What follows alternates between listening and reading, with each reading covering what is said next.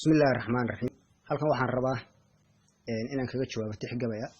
Tixda waxa soo tiriyay nin ka soo jeeda beesha Sade kadib markii la fiiro ogaadeen iyo beesha Sade oo dagaal maalmo ka hor uu dhaxmaray markaas ayuu ninkaas gabiga tiriyay asagoo beeshii Sade uu ka dhashay aad u caraabinahaya oo la waa in beeshii la galaayo ardayqaha laga dhigaa magaalooyin badan la qabsadaa oo caleen ay ka mid tahay oo dhulka lagu daraa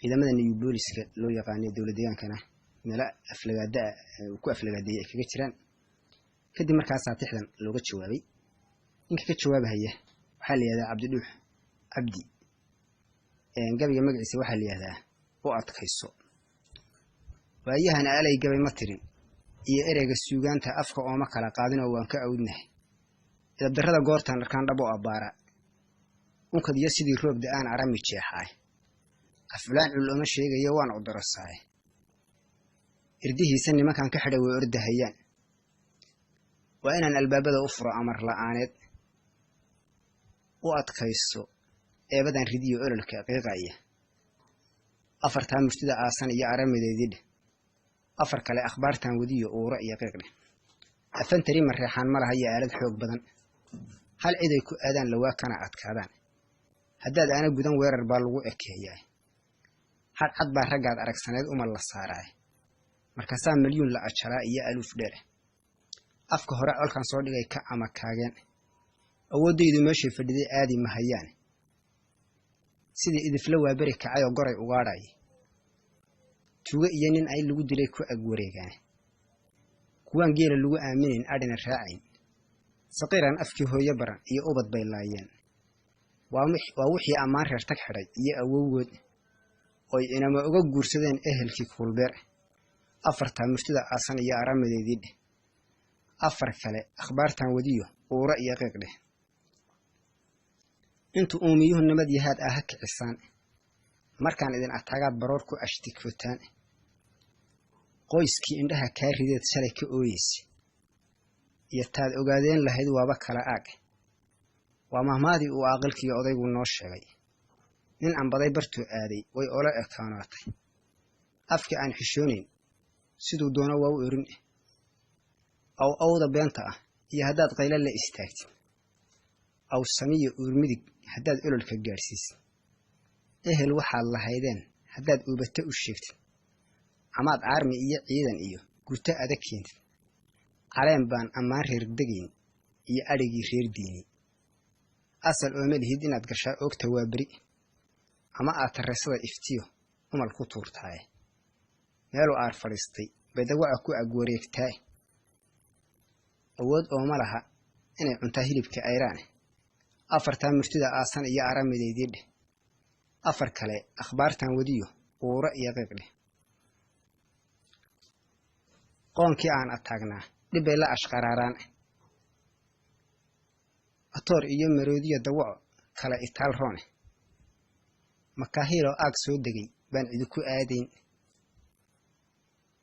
ogaadeen anoo doonin iyo inay amuudaanba qumcadluhuba waa kaa adkaataan iyo aabaa afrikaanna waa wada ogyahay iyo ehelka Soomaal ajashiisu ruuxay gashay malag ataagay